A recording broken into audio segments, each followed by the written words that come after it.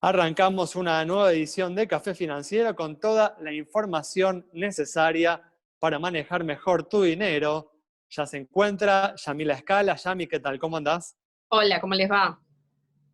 Pues Yami, vamos a hablar hoy de esta propuesta de la industria aseguradora para trabajar en forma segura cuando reinicie sus actividades luego de la cuarentena.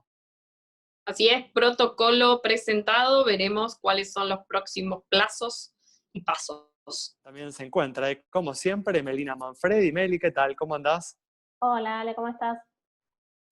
Muy bien, bueno, Meli, nos vas a brindar los detalles de este proyecto de impuesto a la riqueza que obtuvo esta semana el aval presidencial.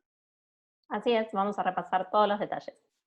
Más adelante se va a sumar Juan Carlos Godoy, presidente de Río Uruguay Seguros, quien nos va a contar cuáles son las iniciativas que viene llevando adelante esta compañía para colaborar con la comunidad en este momento tan complejo. Y en el último bloque vamos a conversar con el economista Orlando Ferreres para analizar los hechos más destacados en materia económica de estos últimos días. Quédate con nosotros, vamos a un muy breve intervalo y en instantes regresamos con todos estos temas.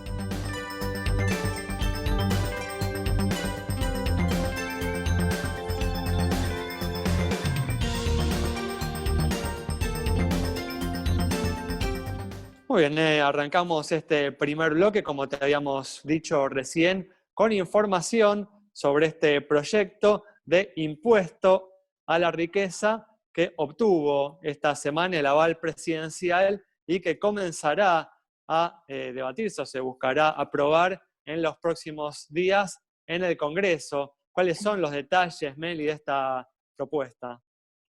Sí, Ale, los diputados Carlos Heller y Máximo Kirchner se reunieron, como vos decías, con el presidente Alberto Fernández y le llevaron esta propuesta para gravar a las grandes riquezas. ¿De cuánta gente estamos hablando concretamente? Bueno, calculan unas 12.000 personas que tienen patrimonios mayores a los 3 millones de dólares. Aproximadamente representan el 1% de los que ya están pagando bienes personales al día de hoy. Lo que resta ahora por definir es la escala, porque al igual que impuesto a las ganancias o impuesto a los bienes personales, no va a pagar lo mismo el que tenga 3 millones de patrimonio que el que tenga 100 millones de patrimonio. Todavía esos detalles no trascendieron, pero en principio tuvieron el aval del presidente, que esperan recaudar alrededor de 3.000 millones de dólares, de forma de poder de alguna manera solventar los gastos de la crisis que está llevando adelante el gobierno por el tema del coronavirus, la pandemia y demás. Muy bien, más allá de la simpatía que pueda despertar en muchas personas, esta iniciativa no debe perderse de vista que el sector privado es el que hoy está soportando el grueso del costo económico de la cuarentena. Por lo tanto, antes de continuar ¿no? extrayendo recursos de este sector, el gobierno podría mostrar que el sector público también hace algún esfuerzo, también genera ahorros para asistir a los más perjudicados por esta difícil situación que estamos atravesando. Pero bueno, vamos a ir ahora hacia el mercado de seguros, porque en los últimos días, esta semana, las cámaras que reúnen a las empresas del sector presentaron una propuesta para funcionar en forma segura cuando reinicien sus actividades, cuando sean autorizadas, no llamen a hacerlo.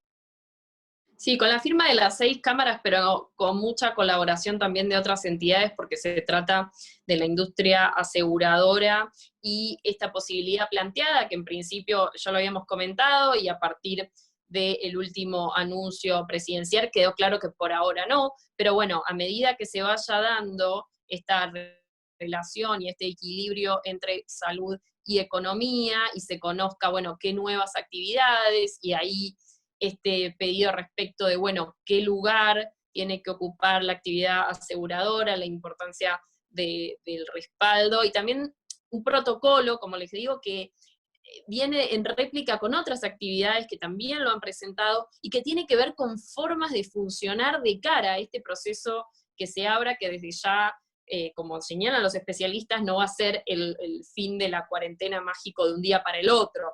Entonces, bueno, en ese contexto, con el pedido concreto de cómo se va a organizar, ¿sí?, la forma de trabajar de ahora en más a partir de que esta apertura mayor exista y en vistas a que esté incluida la actividad aseguradora, es que se habla de conceptos que de nuevo se extienden al resto de las actividades y en realidad también de lo que ya viene sucediendo, por ejemplo, con dotaciones mínimas, con turnos, con accesos restringidos, con mucha desinfección, pero sobre todo, bueno, garantizando algunas cuestiones, entre ellas la que más nos comentan en el sector, la cadena de pagos que no está asociada a cuestiones automáticas o electrónicas en realidad, y así. En concreto, bueno, el pedido existe, hay un protocolo, como les decíamos, y veremos qué sucede en los próximos días, que en realidad tiene que ver con cómo la economía se vaya pudiendo articular en función de esta situación y de las prioridades que se establezcan.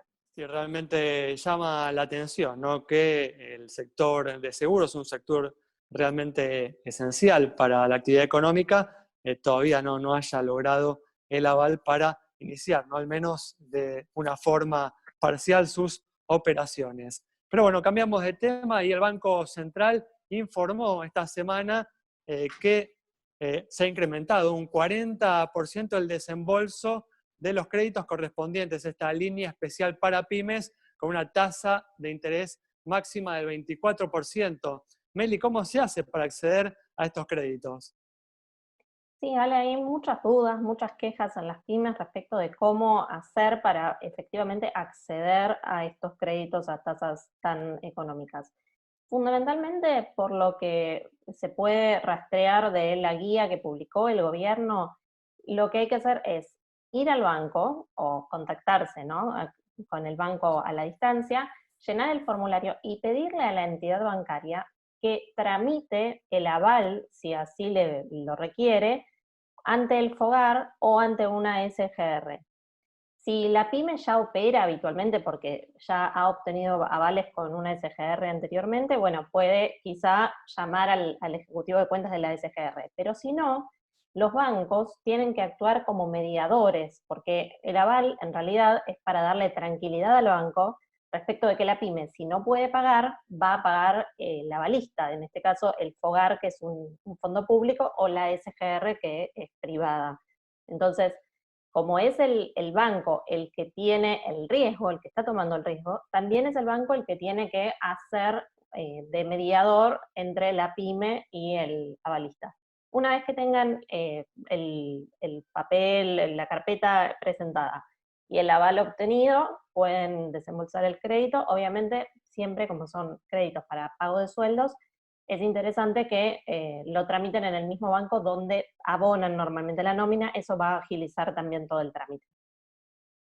Bueno, muy bien, hay información realmente importante para las pymes en este momento de necesidad de liquidez. Cerramos de este modo este bloque, quédate con nosotros. Al regreso vamos a estar dialogando con Juan Carlos Godoy, presidente de Río Uruguay Seguros.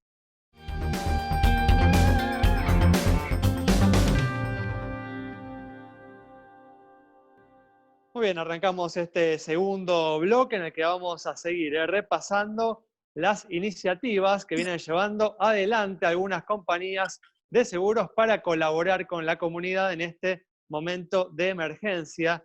Y ya estamos entonces con la presencia de Juan Carlos Godoy, que es presidente de la compañía Río Uruguay Seguros. Juan Carlos, ¿qué tal? ¿Cómo andás? Muy bien, me alegra saludarlos por este medio, que al final me parece que va a ser un medio mucho más usado del que nos imaginamos para adelante, ¿no? Después, post pandemia, digamos. Tal cual, sí, la cuarentena va a instalar, ¿no?, algunas costumbres que tal vez después permanezcan. Pero bueno, ustedes justamente, como decía recién, son una de las compañías que viene llevando adelante algunas iniciativas, como por ejemplo esta idea, ¿no?, de fabricar o colaborar en la fabricación de instrumentos de protección para el personal de la salud. ¿Cómo es esto, Juan Carlos? Sí, en realidad lo fabricamos nosotros con impresoras 3D que teníamos y después compramos más para que tuviera más capacidad operativa. Y también porque hay un grupo de gente aquí en este pueblo que es bastante interesante. Concepción del Uruguay es una ciudad universitaria, tiene muchos emprendedores, tenemos innovación tecnológica, tiene la UTN, la Universidad Autónoma de Entre Ríos, que generan muchos talentos vinculados con la informática, con la tecnología, y eso ha permitido que nosotros avanzáramos en bloque con un montón de gente para este tipo de actividades, y surgió esta posibilidad. Por un lado, nosotros incluso hicimos para el hospital y también para el Sanatorio Güemes en Buenos Aires lo que sería la salida del respirador para colocar, en vez de para un solo paciente, la respiración que sale del sistema, que sea para dos, es decir, para duplicar la capacidad respiratoria. También lo hicimos por 3D a eso y lo tenemos en prueba y lo han probado en estos hospitales. Y en este caso, en el otro caso que mencionabas vos al principio, que es el de tener una visera que cubra toda la cara, no el barbijo solamente que deja los ojos al descubierto. Entonces, pero no solamente esto está sirviendo en este momento para los trabajadores de la salud, para la gente del hospital, sino que también los bancos que reabrieron, nosotros les ofrecimos a los trabajadores y salvo un banco que ya tenía resuelto de otra manera, los demás están usando en esta ciudad esta cobertura que nosotros hemos fabricado precisamente, ¿no? Entiendo que están fabricando entonces una cantidad considerable. Bastante, unos cuantos. Sí, yo por ahí no tengo las imágenes acá, pero son muchas. E incluso esto es el comienzo. Estamos en condiciones de poder hacer más y tenemos que hacer para toda nuestra gente en todo el país cuando se reincorpore o se reabra la actividad aseguradora y como muchas otras que Justo te iba a consultar sobre eso, Juan Carlos, respecto de la posibilidad de que se incluyan más actividades como esenciales y del protocolo presentado en los últimos días.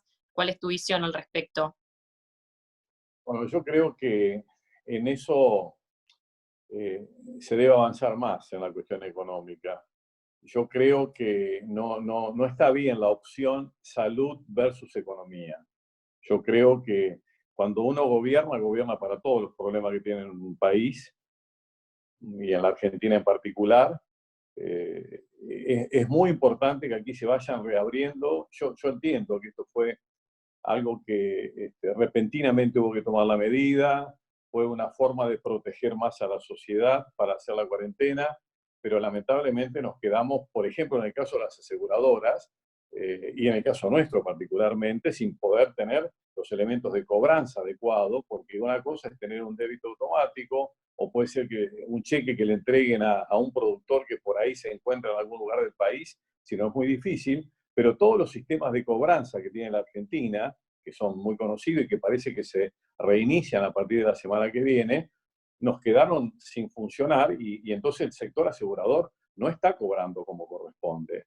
Y esto es un problema que obliga, porque si no vamos a dejar sin cobertura a la sociedad en su conjunto, no solamente por cuestiones de salud, sino por cuestiones de funcionamiento, porque algunas están trabajando. Por ejemplo, el campo está trabajando de manera normal y ellos necesitan resolver sus problemas y deben pagarnos y no tienen a veces cómo pagarnos y nosotros tenemos que cubrir siniestro y tenemos impedimento para hacer un peritaje. Entonces, estas cosas inexorablemente se resuelven. Juan, bueno, un tema muy importante, se nos acabó el tiempo, pero era importante destacarlo, así que te agradezco que hayas estado con nosotros. Cerramos así este bloque. Al regreso vamos a estar dialogando con el economista Orlando Ferreres. Arrancamos este tercer bloque ya con la presencia del economista Orlando Ferreres para analizar los hechos más destacados en materia económica de estos últimos días. Orlando, ¿qué tal? ¿Cómo andás? Todo bien, por suerte. Muy bien. ¿Y vos? ¿Cómo andan ustedes? Muy bien, bueno, un gusto tenerte. Lamentablemente bajo esta modalidad y no en forma presencial, ¿no? Como hacemos habitualmente. Bueno, pero es la forma que podemos usar ahora, así que hay que usarla. Exactamente. Bueno, ayer el gobierno presentó finalmente la oferta para los tenedores de deuda argentina emitida bajo legislación extranjera. ¿Qué te pareció, Orlando, esta oferta que realizó el gobierno? Me pareció interesante porque hay que tener en cuenta que los fondos de inversión habían contratado a los mejores abogados, no digo del mundo, pero de Estados Unidos, para hacer frente a este juicio que iba a haber. Pero como el gobierno bajó muy poco la parte de capital y bajó mucho los intereses y dio un plazo de gracia de 3 años hasta el 2023, evidentemente yo creo que es un ángulo interesante que encontró el gobierno de reducir el efecto legal de todo esto y bajando los intereses, porque está bien, el riesgo país mide la diferencia de intereses, pero ¿por qué tenemos que pagar 40% anual de tasa con respecto a Estados Unidos que está pagando 0,7% anual a 10 años? Evidentemente para los abogados que van a tener que ver con este juicio, que son los mismos, es una mujer ahora, pero los mismos del juez Griesa, yo creo que está bien porque ella va a entender que la tasa de interés está bien. Ahora, en vez de ser 0,7, es 2,33. No sé cómo se distribuye por año, pero no es tampoco tan baja. Y que eso va a ser difícil de explicar como un tema fácilmente de mercado. No va a ser sencillo para estos, por más que son gente, abogados dedicados a la parte, digamos, de juicio, no va a ser tan fácil, porque lo que había trascendido de parte de los fondos, yo creo que era un tema de que les interesaría ver que los intereses no bajen mucho y que baje el capital no les afectaría, pero realmente yo creo que la forma en que el gobierno encaró la oferta está bien y ataca bien al punto que es no pagar tantos intereses. Me parece que 4.000 de tasa de riesgo país era una barbaridad, era peor que el default prácticamente y no se justificaba. Yo creo que ahora eso se va a normalizar. O sea, que ves que se abre una oportunidad interesante para avanzar en forma exitosa con las negociaciones.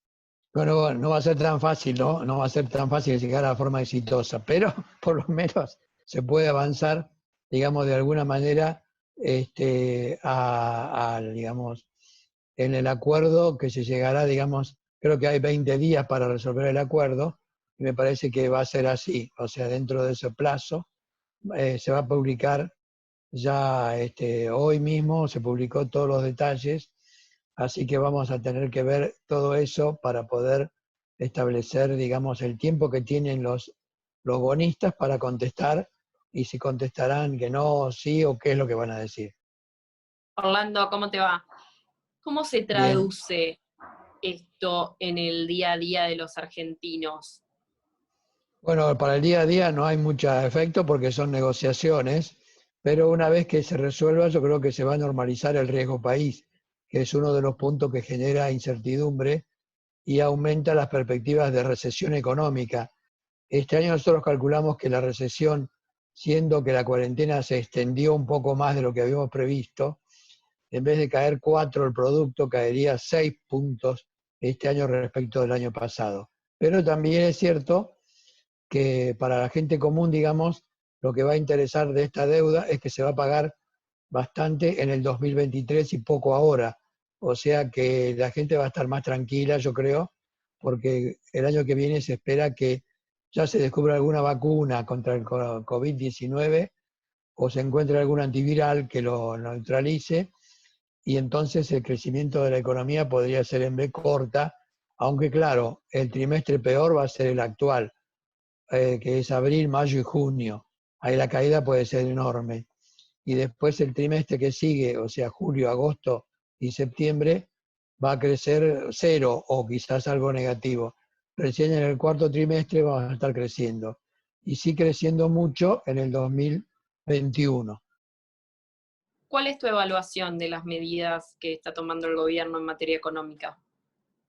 Yo creo que está bien, porque ahora el tema a resolver es el tema de la deuda, y es así que los pronósticos nos indican que, digamos, si la Argentina no lograra reestructurar la deuda, la actividad económica caería mucho más, mucho peor, 8% o más. En tanto que si logra reestructurar la deuda, caería más o menos 5 a 6%, vamos a decir 6%, que se puede recuperar todo en el año que viene, en el 2021 y 2022. Yo creo que hasta ahora, antes de la cuarentena, la Argentina venía para este año teniendo una caída de -2 y el año que viene una recuperación del 2%. Eso significa que para el año que viene, ahora en vez de caemos 6, vamos a crecer aproximadamente el mismo número. Es decir, la actividad económica se va a recuperar también alrededor de 6%. Sí, Orlando, esta semana el proyecto de ley para gravar los grandes patrimonios en ocasión de la pandemia obtuvo el aval presidencial. ¿Cuál es tu opinión de esta iniciativa? Bueno, en general tuvo el aval, pero por lo que escuché, hasta ahora afectaría muy pocas personas, unas 12.000 personas, que no es una cantidad muy grande.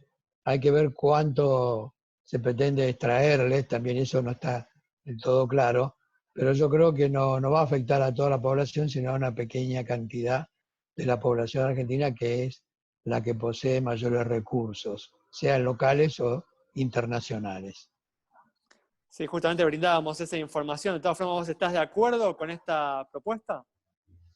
Muy de acuerdo, no, porque en general la mayoría de la gente no está pagando los impuestos, o sea que el que tiene muchos recursos está pagando todos los impuestos.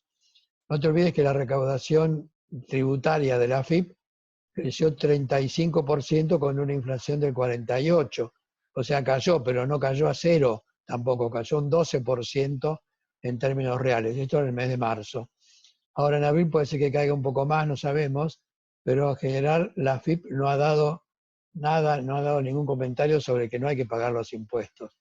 El que no puede pagar no los pagará, salvo lo que son cargas sociales, que eso sí está permitido no pagarlas por un periodo, pero todo lo demás hay que pagarlo. ¿Qué evaluación, Orlando, haces en general de la forma en la que el gobierno se ha manejado en relación a los efectos económicos de la cuarentena? Bueno, en general las cuarentenas son siempre muy difíciles porque hay que lograr que la gente de improviso no se mueva, que se mantenga en su casa, que salga solo para ir a comprar digamos, al supermercado o a la farmacia, o ahí que tiene que ir a un lugar de comería o algo así, cargar nafta, pero nada más. Yo creo que el gobierno se manejó bien y el hecho de que no cumplió exactamente con el tema de la propuesta de deuda, también hoy es, digamos, 16 de abril, tuvo 16 días de atraso, 17 de abril, pero ya está cumpliendo con la propuesta de la deuda y está bastante enfocado ese tema, me parece, con todo lo que es la inversión legalmente extranjera. Y me parece que va a andar, yo creo que bastante bien, porque ha sido inteligente la propuesta que está usando el gobierno ahora. Orlando, entre la pandemia y la situación de Argentina que ya existía, ¿no? ¿Qué porcentaje de importancia le das a la apertura gradual de actividades que sería en principio hacia luego del 26 de abril? ¿Qué peso tiene eso sobre la economía real? ¿Cuán determinante? Bueno, yo creo que eso se va midiendo bien con la venta de nafta, que es cuántos autos o cuántos colectivos circulan, y aumentó un 10% en este periodo, pero es bajo la circulación. Yo creo que ahora se va a ir a una cuarentena administrada por el gobierno, va a ir aflojando a distintos sectores, también la construcción de obras públicas simples, como la construcción de una calle, una zanja o algo así elemental, que creo que va a traer también ocupación para la gente que es monotributista y que no tiene recursos. Me parece que para mí está bastante bien. Por supuesto que no todo el mundo coincide a veces con esto, pero yo creo que el gobierno se encuentra con una dificultad grave y la está enfocando lo mejor que puede.